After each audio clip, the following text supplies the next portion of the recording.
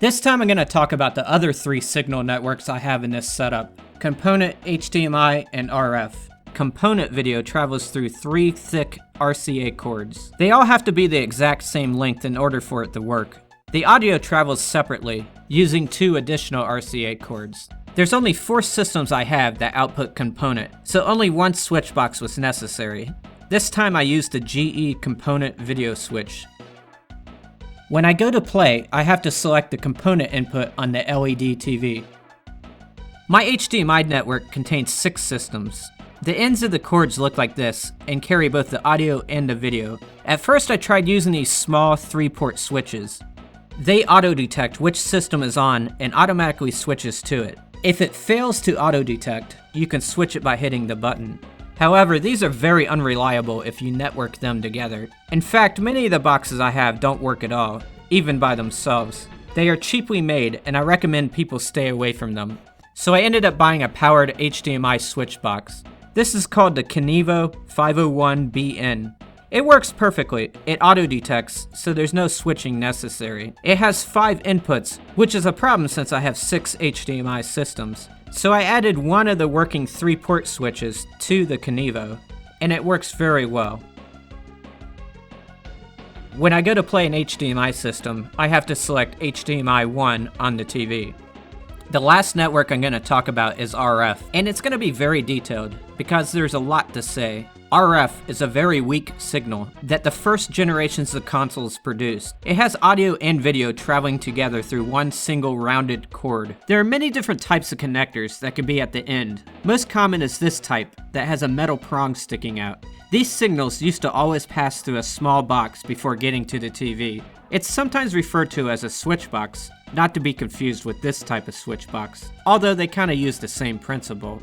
Back in the day, you would attach your antenna to this box. When you wanted to watch TV, you'd flick it to TV. If you wanted the game, you'd switch it to the game. As technology evolved, the boxes became able to switch on their own. I don't want to deal with these things in my setup because they're very bulky, and it's commonly believed that they cause signal interference.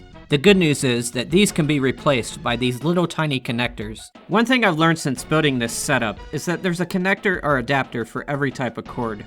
I was able to get rid of the boxes, except for the 2 specialized ones for the 5200 and the Studio 2. Having done that, I then tried to create a 2-layer network, using these 3-way switch boxes. For the most part, they didn't work. The weak RF signals have trouble traveling through these devices. I've also tried using splitters. You can take these and reverse them, so they turn into combiners.